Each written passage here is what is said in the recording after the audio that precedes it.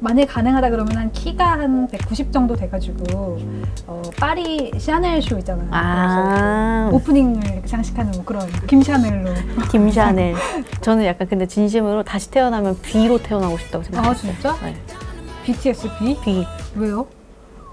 그건 너무 제가 볼 때 괜찮은 삶인 것 같아요. 저희가 망상하는 것 같나요? 노. 저희가 헛소리 하는 것 같죠? 헛소리가 아니라 진짜 그런 세상이 눈앞에 와 있습니다. 영화 아바타에서는 인간이 나비족의 몸이 되잖아요? 그리고 아람브라 궁전의 추억에서는 현빈이 다리에 총상을 입었는데 게임에서는 그냥 막 돌아다녀요. 탁 하면 탁총 나오고요. 그리고 또 레디 플레이어 원 보시면 거기 히어로 웨이드, 빈민가 현실보다 오아시스라는 가상세계에서 훨씬 더 활발하게 활동을 하고요. 매트릭스의 네오는요, 전화선으로 현실에서 가상세계로 이동을 하죠. 고도로 발달한 과학은 마법과 구별할 수 없다. 아서 씨 클라크. 거짓말 같죠? 근데 거짓말이 아니라 진짜 곧 일어날, 아니 이미 일어나고 있는 일들입니다. 바로 메타버스.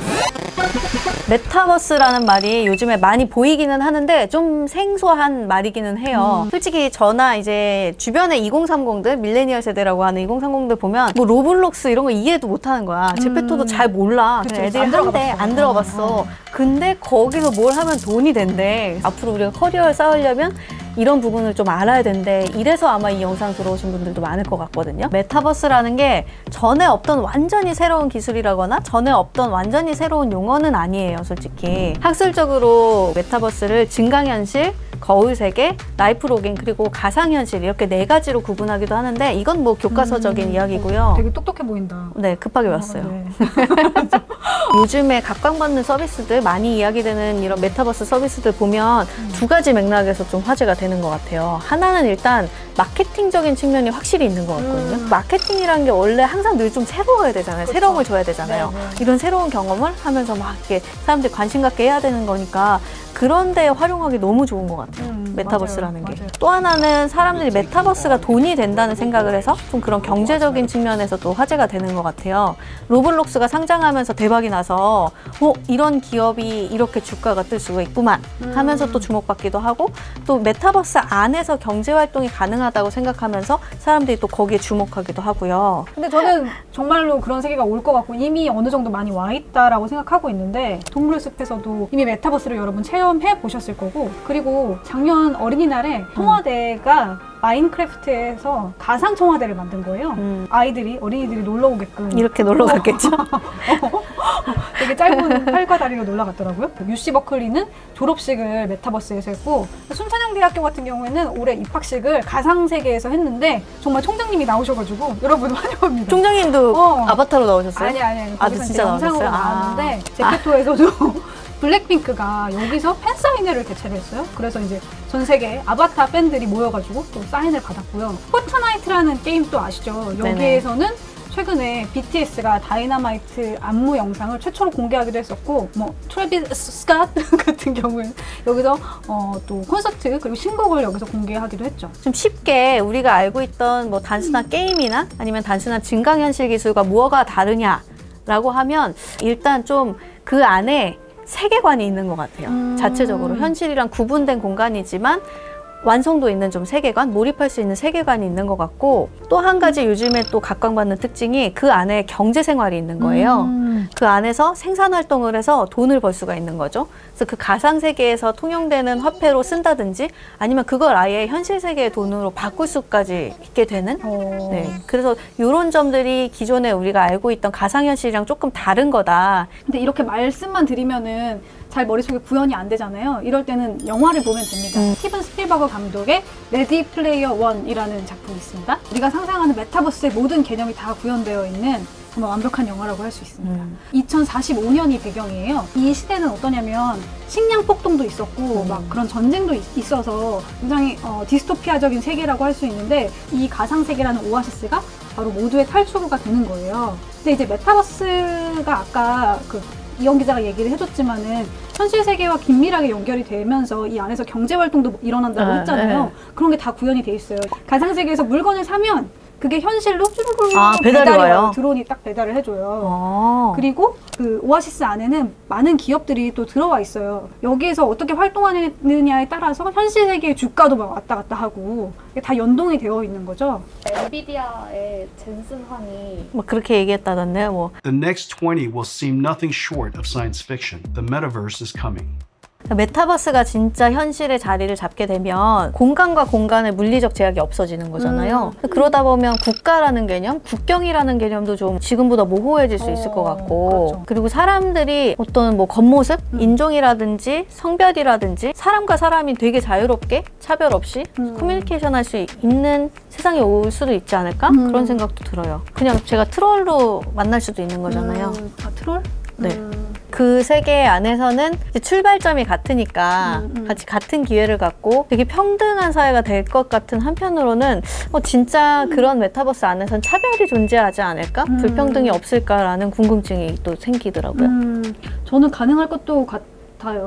우리가 현실 세계에서는 다르다는 이유로 혐오와 차별이 막 벌어지잖아요. 그런데 가상 세계에서는 다르다는 이유로 혐오와 차별이 벌어지는 일은 없지 않을까 이런 생각도 들면서 김상균 교수가 쓴 책인데 메타버스라는 책이 있어요. 그 책을 보면 또 부정적인 면도 언급을 했더라고요. 이게 익명성이잖아요. 내가 누군지 실제 누군지 이름이 안 나오거든요. 거기서도.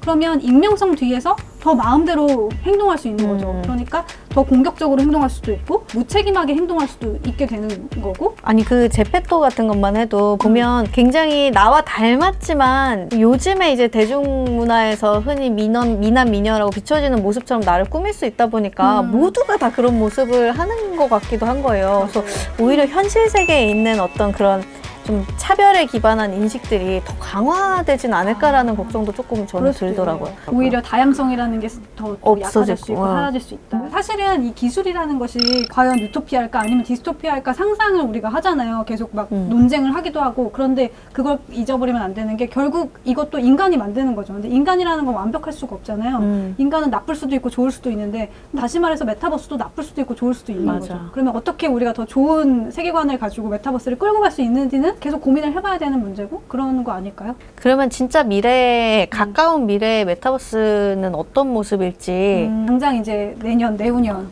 어떻게 발전할 것인가 되게 궁금한데 이제 점점 더 현실과 디지털 세상이 더 긴밀하게 연결이 될 거라고 예측을 할 수 있을 것 같고 저는 이제 메타버스는 갈 수밖에 없는 세상이다 라는 건데 최근에 페이스북 같은 경우에 허공에서 이렇게 손을 이렇게 봤어요. 손놀림 하면은 이게 이제 자판이 쳐지는 그런 웨어러블용 손목 밴드를 개발했다라고 발표를 했어요. 여러분들이 알고 있는 빅테크들이 사실은 AI만큼이나 메타버스에 엄청 진심이거든요. 마이크로소프트라든지 구글이라든지 애플이라든지 뭐 엔비디아 뭐 이런 빅테크들이 다 메타버스를 염두에 두고 AR, VR 디바이스를 개발하고 있다든지 아니면 메타버스 서비스를 개발하고 있다든지 하거든요. 뭐 구체적으로 페이스북 얘기만 간략하게 하면 페이스북이 지금 AR, VR 관련 인력이 10,000명 정도가 된대요. 진짜요? 이게 전체 인력의 5분의 1이 지금 거기에 매달려 있다고 하거든요. 지금까지는 텍스트나 사진이 중심이 되는 SNS 서비스만 하는 회사였는데 넥스트 스텝으로는 메타버스를 준비하고 있는 거고 메타버스 유니버스로 가려는 페이스북의 서비스와 기계가 3가지가 있는데 하나는 일단 그냥 현실 세계에서 입체적인 것들을 보여주는 거 AR이라고 하는데 페이스북의 AR 글래스 이름이 아리아더라고요. 아리아. 그 다음에 이제 페이스북이 인수한 오큘러스에서 만드는 VR 글래스가 또 있고 마지막으로는 사실 이런 디바이스를 이용한 서비스를 만드는 게 궁극적인 목적이거든요. 페이스북은. 그래서 일단 지금 나와 있는 서비스는 호라이즌이라고 하는 가상현실 SNS 이렇게 3가지가 있습니다. 디바이스가 중요한 게 스마트폰처럼 우리가 다 한 명씩 갖고 있을 수 있을 만한 그런 보급화된 기계가 나온다고 하면 원래 100명만 쓰던 걸 1000명이 쓰고 10,000명이 쓰고 10,000,000명이 쓰고 하면 그때부터는 정말 가속도가 붙는 거거든요. 진짜. 당연히 TV 보는 게 되게 세계인의 공통 그런 어떤 취미생활인 것처럼 그냥 그 메타버스 안에서의 어떤 활동들이 세계인의 공통 어떤 그냥 생활 패턴이 될 수도 있을 것 같아요. 근데 오히려 가상세계나 메타버스가 강화되면 강화될수록 현실의 이런 일상의 감각들 햇빛, 따뜻한 태양과 구르는 낙엽 그렇지 구르는 낙엽 그리고 솔솔 바람 그리고 인간과 인간이 맞닿았을 때 어떤 그런 체온 이런 체온들 차가운데요? 뭐 손이 차신데요? 36.5도 이런 게 훨씬 더 중요해질 수 있죠. 그 레디 플레이어 원 영화도 제일 뒤에 뭐라고 나와있냐면 Reality is the only thing that's real. 아니, 근데 저 같은 경우는 이제 콘텐츠를 만드는 사람이 있고 영화를 너무 좋아하기 때문에 영화광의 어떤 끝판왕, 영화광이 성덕이 될 수 있는 거는 영화 세계에 들어가는 거거든요. 그건 그래, 그건 그래, 그건 좋다. 여러분 다 좋아하시는 해리포터. 해리포터는 사실 내년에 메타버스라고 할 수 있는 게임이 나와요. 되게 오픈월드인 호그와트라는 게임이 나오는데 너무 재밌겠다. 내가 호그와트 학생으로 입학해서 그 모자 쓰고 배정부터 받는 거. 재밌겠다. 어마어마할 것 같아요. 거기에 막 VR 글래스 들어오면 진짜 출근 안 합니다. 제가 머글이 아니에요. 그래서 호그와트에 들통나 지을 거예요. 저희가 계속해서 2030년에 우리 2030, 20대, 30대가 어떤 모습으로 살게 될지를 계속 고민해보고 있는 거거든요. 그래서 이번 편에도 한번 댓글로 2030년에 내가 상상하는 가상세계, 내가 상상하는 나의 아바타, 부캐 어떤 게 있을 수 있을지, 또 뭐 우려되는 점은 어떤 게 또 있을 수 있을지 생각 많이 남겨주시면 또 보고 저희도 재밌게 생각해볼게요. 네, 여러분 좋아요, 구독! 소문내주세요. 알림 설정도 부탁드립니다.